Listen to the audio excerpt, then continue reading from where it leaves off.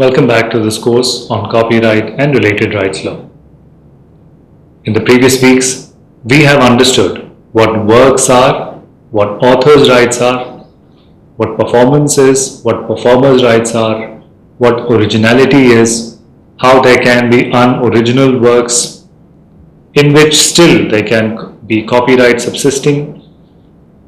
In this week, we will look at certain other rights that are found within the Copyright Act. These are broadcasters' rights, resale royalty rights, and right to receive royalty. In the first portion of this week's study, we will focus on broadcasters' rights. Before we look at what broadcasters' rights are in detail, we must first understand how broadcasting fits within the sphere of something copyright and related rights look to protect. To do this, let us look at the definition of broadcasting and how broadcasting is considered under the UK Copyright Act, and we will then look at it in comparison with how the Indian Copyright Act defines broadcasting. Let us first generally understand what broadcasting is. When we hear the term on air, immediately our mind is connected to radio broadcasting or even television broadcasting. We are used to hearing radio channels on FM when we are driving, when we are at home. The communication through radio or through television is something that is often referred to as broadcasting. Broadcast is defined as to transmit a program or some information by radio or television. What does the term transmit mean? Transmit means to send out a signal either by radio waves or a wire. In other words, signals which are sent from one location to another, from a transmitter to a receiver, from one location to another location. In terms of geography, we can understand this to be within a particular country. We can also understand this to be located in different countries. We can imagine the transmitter to effectively be one entity and the recipients to be millions of recipients. What it also tells us is that if an entity is going to be responsible for sending out a signal which is going to be received by numerous people,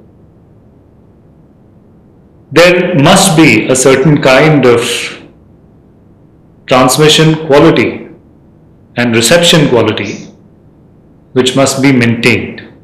In other words, the technological equipment which is being used by the transmitter and the connection which is present with respect to transmission of that particular signal, that connection must also be secure. This is so because to acquire equipment, to maintain equipment, to provide programs which are capable of being consumed by the receiving public, and not just being capable of being consumed. A quality being maintained with respect to such consumption. There is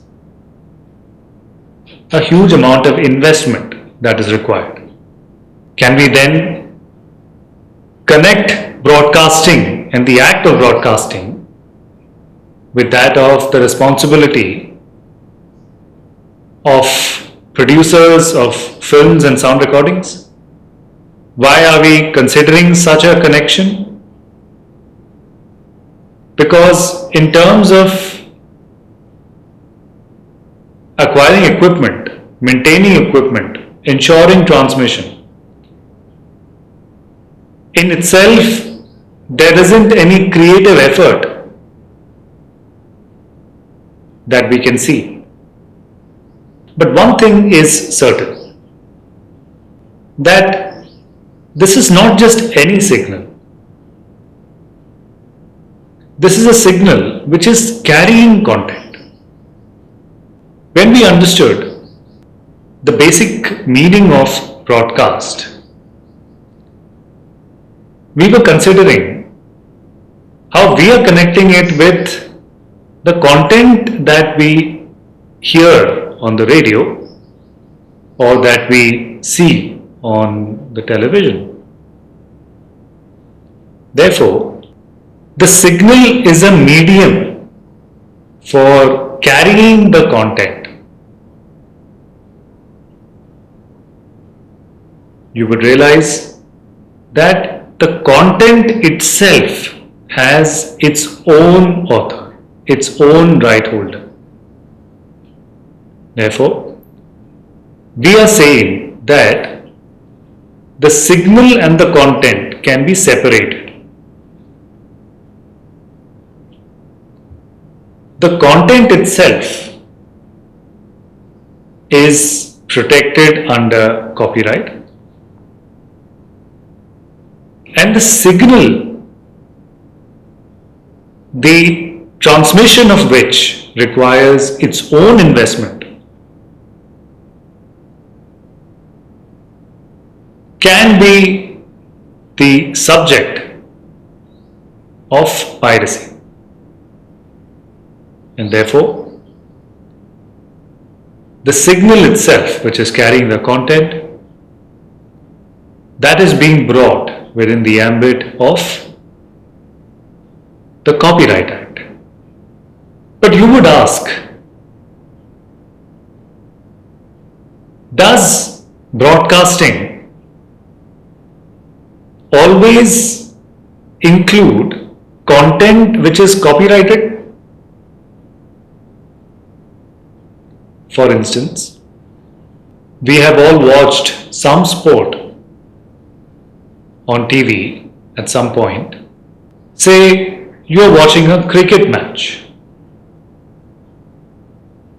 A cricket match by itself doesn't include any work. It would be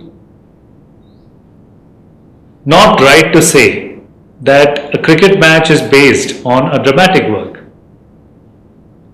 What happens on the cricket field is completely unpredictable. Surely there is a plan that the coaches have in mind, the players have in mind when they step out onto the field. But a lot of what happens on the field is based on instinct. It's unpredictable. And therefore we cannot say that there is any work that is connected to such a match. We cannot also say that such kinds of sports, such as cricket, because of their very unpredictable nature, they are the kind of performances that we are considering under performers' rights. Therefore, when such a broadcast, say of a cricket match, is made, then there is no copyrighted content. There is no performers' rights which is connected. But is it still containing some content? It is. Therefore, we can say that broadcasting can be of an item which is not a work and which is not a performance. But could it be? It could. With that foundational understanding, let us now look at the UK Copyright Act. The UK Copyright Act in section 6 states, in this part, a broadcast means an electronic transmission of visual images, sounds, or other information which is transmitted for simultaneous reception by members of the public and is capable of being lawfully received by them. What we are understanding is that a broadcast is a transmission. This transmission can be of visual images, sounds, or other information. And this information it's transmitted for simultaneous reception, meaning that it is capable of being simultaneously received by members of the public. Now you would realize that this means that just the point of transmission is that it is capable of being simultaneously received. It might not be that it is actually being seen or heard. What are we saying here? Considering that all of us have televisions at home, if a broadcast has been made which is capable of being received by all of us on our television, but all of us choose to not turn on our television at that point, or we are simply watching something else, it doesn't mean that no broadcast has happened. Broadcast is simply to mean that transmission has happened for the purpose of simultaneous reception. Whether it is actually being received in the sense of seeing the visual image or hearing the sound, that is irrelevant. You can see clause B. It says, is transmitted at a time determined solely by the person making the transmission for presentation to members of the public, and which is not accepted by subsection 1a, and references to broadcasting shall be construed accordingly. The control over the transmission with respect to time, the time of reception is not something that is being chosen individually by the consumer, but rather this is something which is chosen by the person making the transmission.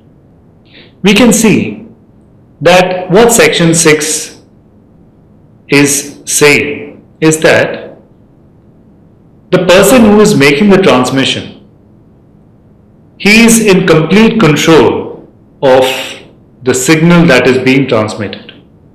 In other words, this person has taken the responsibility for sending out such a signal, for ensuring that the equipment that needs to be present for such a transmission is maintained, there is a quality to the transmission. All of these considerations are present.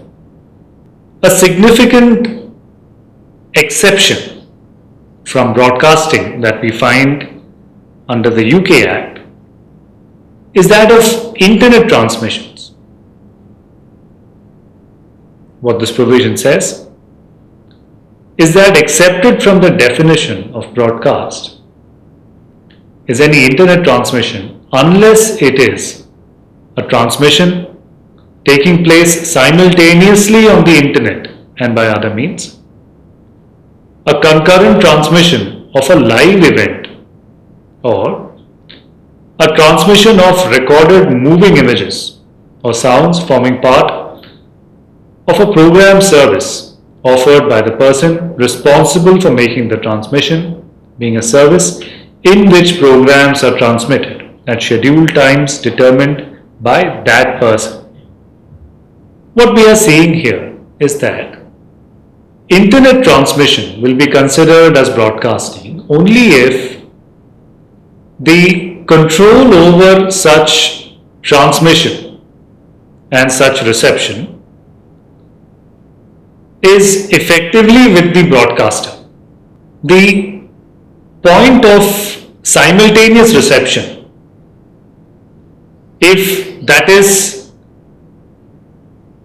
one of the means over the internet as through other means. So say for instance, if a cricket match were to be streamed on the internet at the same time as it is being showcased on television, then such a transmission is broadcast. A concurrent transmission of a live event, which also is satisfied in terms of a cricket match, and a recorded match again, for example, the time for the transmission of which is chosen by the broadcaster, then even such transmissions can be covered under broadcasting.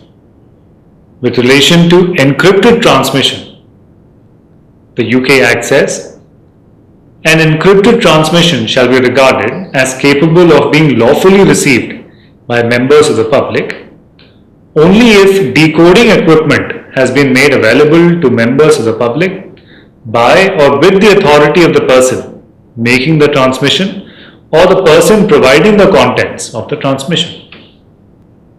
It is not just a question of transmitting a signal. It is, as we are understanding, also a very important consideration that these signals are capable of being received.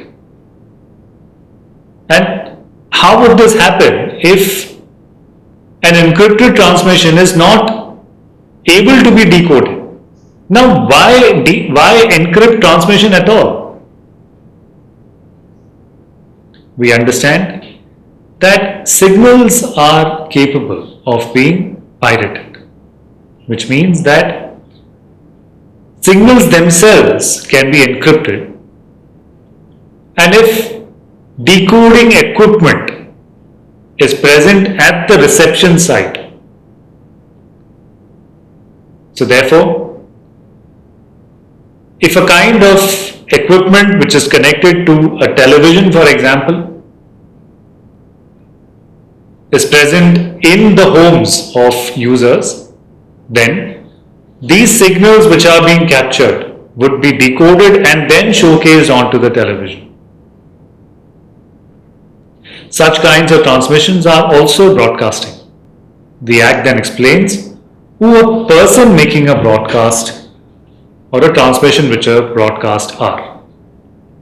It says, to the person transmitting the program, if he has responsibility to any extent for its contents, and to any person providing the program who makes with the person transmitting it the arrangements necessary for its transmission. And references in this part to a program in the context of broadcasting are to any item included in a broadcast. Let us see that the UK Act makes reference to two very important terms. One, responsibility, and second, arrangement. Arrangements here is not in reference to the item itself, but rather for the purpose of the transmission. Therefore, we are saying that the broadcaster who is transmitting the signal, who is responsible for it,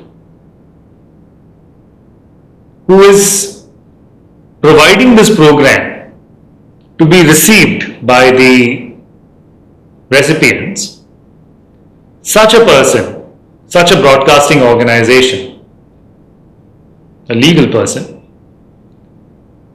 would be considered as a person making a broadcast.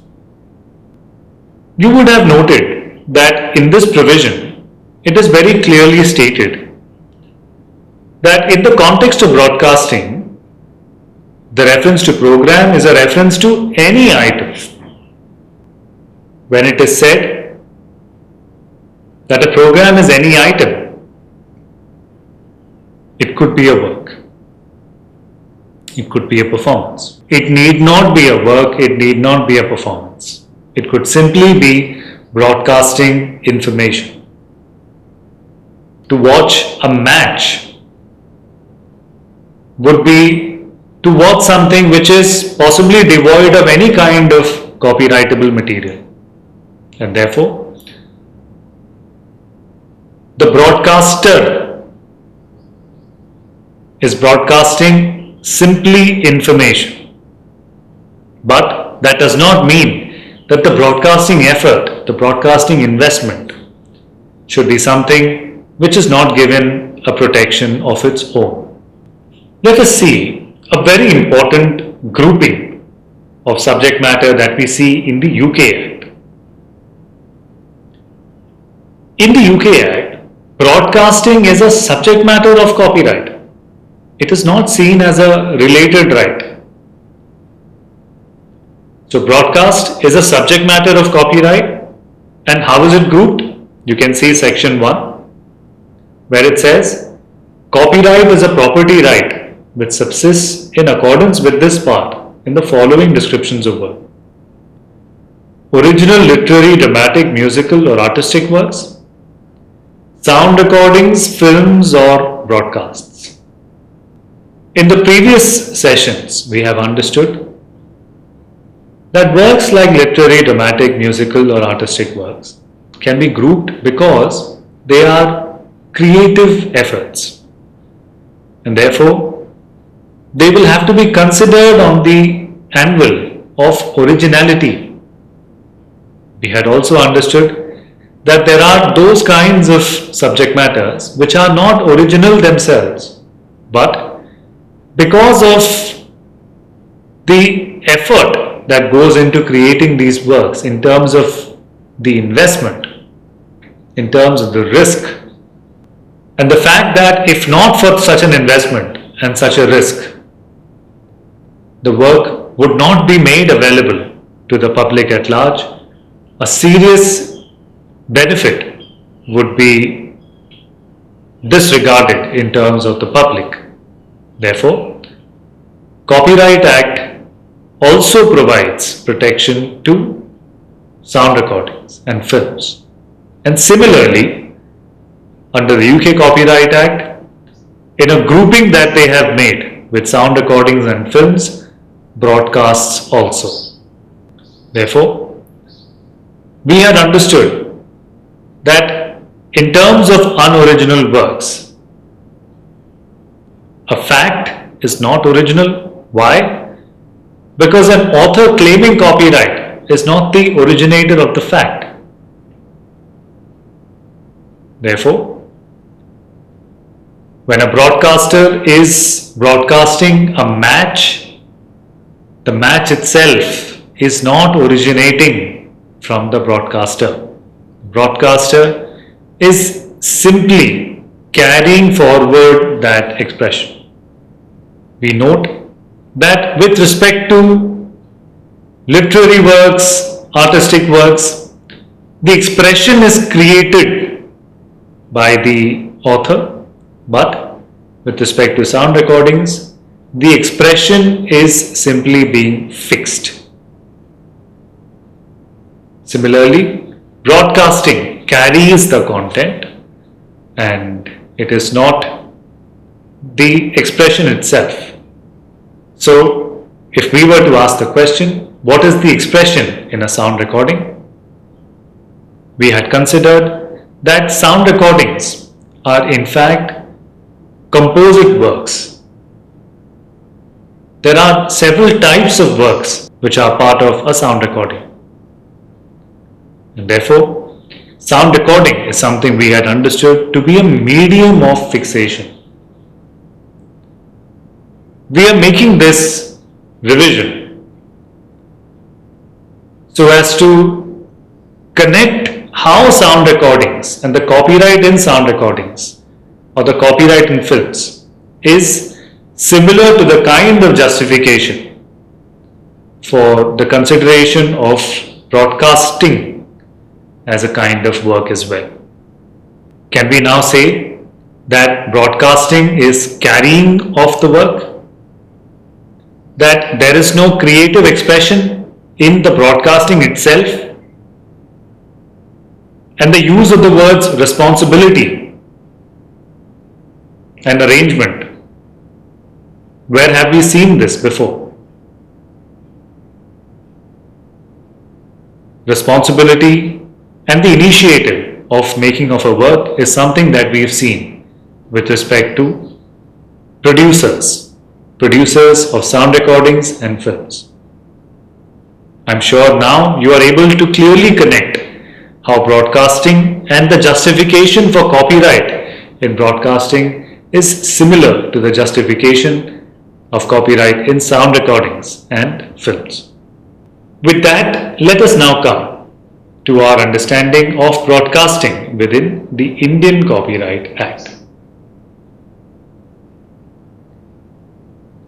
Let us look at the definition first. Under Section 2, broadcast is referred to as communication to the public by any means of wireless diffusion, whether in any one or more of the forms of signs, sounds or visual images, or by wire, and includes a rebroadcast. Since broadcast means communication to the public, we must see what communication to the public means. But before that, we must understand that unlike the UK, wherein broadcast is a subject matter of copyright and is a work, under the Indian Copyright Act, there are only 6 types of works. What are these 6 types? Literary work, dramatic work, musical work, artistic work, sound recording and cinematograph film. Broadcasting is not a work in India. Broadcasting is a type of related right in India. Let us then look at what communication to the public means. It is defined also in Section 2. It says, communication to the public means making any work or performance available for being seen or heard or otherwise enjoyed by the public directly or by any means of display or diffusion other than by issuing physical copies of it, whether simultaneously or at places and times chosen individually, regardless of whether any member of the public actually sees, hears, or otherwise enjoys the work or performance so made available. The explanation reads, for the purposes of this clause, communication through satellite or cable or by any other means of simultaneous communication to more than one household or place of residence, including residential rooms of any hotel or hostel, shall be deemed to be communication to the public. Therefore, as we had seen under the UK Act, a lot of commonality is something that we can see with respect to understanding broadcast in India as well. The consideration of why a broadcast should be brought within the ambit of copyright and its connection really to copyrightable content is something that we can see in communication to the public. But instead of saying any item which can be communicated, as in the UK Copyright Act, in the Indian Copyright Act, it says that communication to the public means making any work or performance available for being seen or heard or otherwise enjoyed. With that, Hopefully, we have a foundational understanding of broadcasting. In the next session, we will take a look at what broadcast reproduction right is. Thank you for joining me. See you all in the next session. Thank you.